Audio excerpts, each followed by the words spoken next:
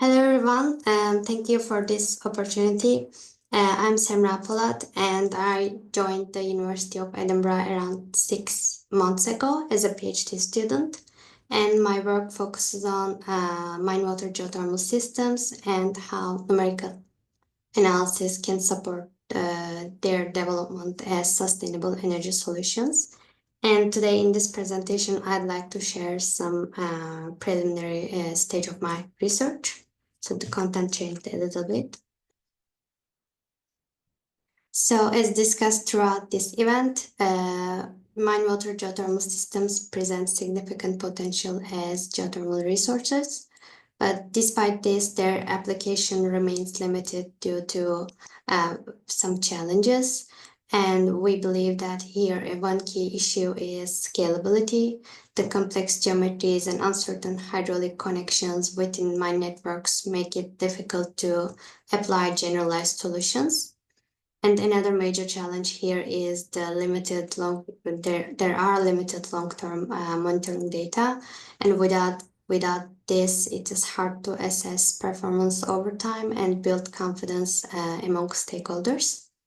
So this is where research and numerical modeling become valuable.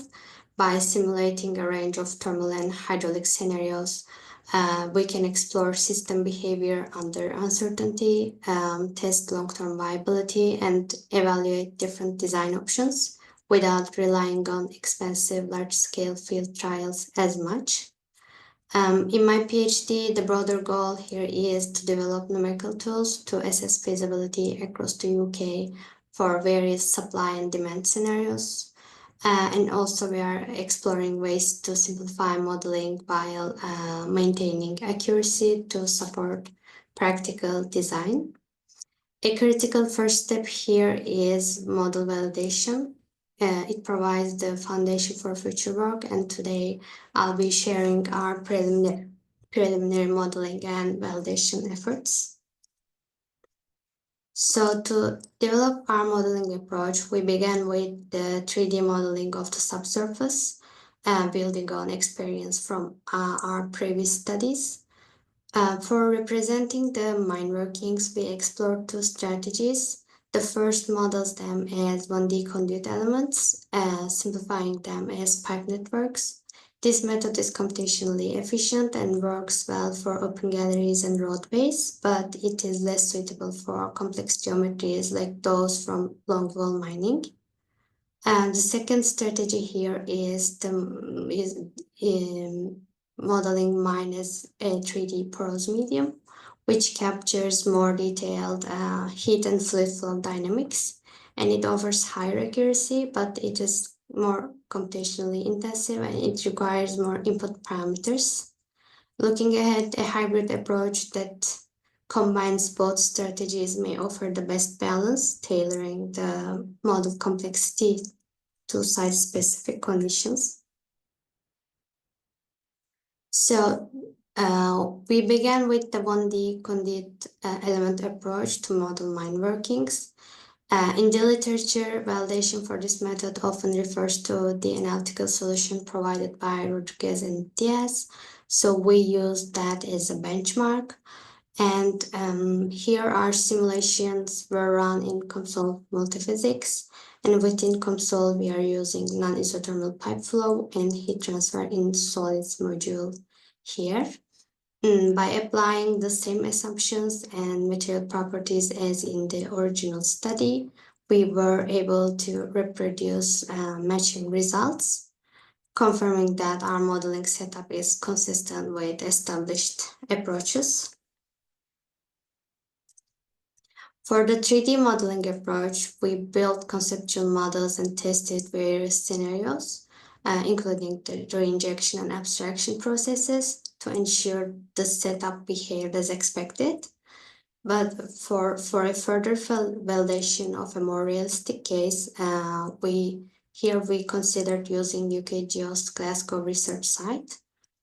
Because it is a well-instrumented and well-documented facility with an operational test system and some publicly available data, which is hard to find. That's why this is ideal for academic use. And we believe this site can help us complete our initial validation trials before moving toward broader implementation. And also, if further experimental tests are needed, this facility offers a great opportunity for that work too, which is nice. So we began by exploring the available data from this research site to identify the tests we could use for model validation. We found two tests that might be useful for us. So the first one is a hydraulic pumping test. It was detailed in a site report. In this test, abstraction was carried out in the Glasgow upper mine workings at a rate of around 20 liters per second over a 5-hour period. And the report includes the drawdown and the recovery data, which we can try to model in console. And the second test here comes from the last year's Symposium recordings, where a geothermal test was presented. And this involved both reinjection and abstraction, again in the Glasgow upper mine workings with a flow rate of 6 liters per second.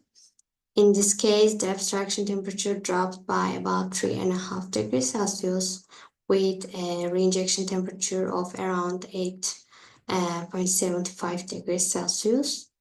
So this test lasted for approximately 24 days, and the temperature data was shared for the reinjection borehole, both during the test and in the recovery phase. So we saw this as a promising starting point for validation. So to begin modeling, we first needed a reliable subsurface geometry. And luckily, the detailed site and mine models were available for academic use, and BGS kindly shared them with us. Since this is a short-term test and we don't have confirmed hydraulic connections with the other mine levels, so we focused the model on the Glasgow upper mine only here. We imported a 1 square kilometer section into COMSOL multiphysics and assigned this a uniform mine thickness based on the borehole data. And the domain here was then narrowed down like this for the specific test.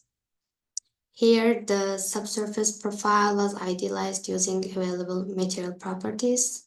One refinement included in here was a 6-meter fractured bedrock layer above and below the mine workings, based on findings from the recent paper on the conceptual hydrogeological model of the site.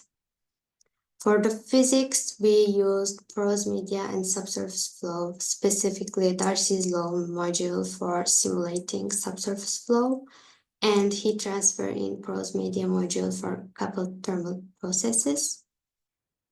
So the injection and abstraction processes were modeled using the well feature with screen intervals defined as line elements here to simplify. And one of them is also coupled with the line heat source feature to simulate the heat injection. Just a 5-minute warning, Semra. Okay. Okay, thanks. So now a few words on the boundary conditions and material properties used in the model. We have based our assumptions on available references wherever possible. The initial temperature was set to a constant 12.6 degrees Celsius throughout the model, matching the recorded initial temperature within the mine workings. To simulate the observed upward hydraulic gradient, we have incorporated water level data from multiple boreholes across different units, and we have also introduced a lateral head difference to allow flow toward the west, as suggested in a recent paper. So here, due to time constraints, I won't go into specific sources for each parameter, but I have tried to summarize it in here shortly. That said, we know there are other research groups with deeper long-term involvement in this site, so we'd really welcome any feedback or additional insights on the values we have used. So these are our preliminary results for the two tests we modeled. Starting with the pumping test, the drawdown response from our simulation followed a similar trend to the measured data. The maximum error was around 8%, which is a promising first step. For the geothermal test, we focused on the recovery phase here. While our model matched the final temperature quite well, the trajectory leading up to it differed slightly from the test data. So as I mentioned earlier, these are still preliminary results. Although we have grounded our assumptions in available data, uncertainties remain, and there is still work to be done to refine the model. And also validation is a process, so it is expected that the first attempts won't be perfect, and we see this as a part of the journey toward a more accurate model. So to conclude, our study aimed to validate our numerical modeling approach using both 1D and 3D representations of mine workings. Like I said, while early results are promising, the 3D model needs further refinement to improve reliability. And in here, we believe long-term monitoring data would be extremely valuable for understanding the site behavior better and validating model performance. Even at a well-instrumented site like UK Geo's Glasgow, uncertainties remain, especially on the hydrological behavior, and these are likely to arise at any mine water geothermal site. That's why we believe it is essential to build a modeling framework that can tolerate these uncertainties and still support practical design. So that was my presentation. Thank you for listening.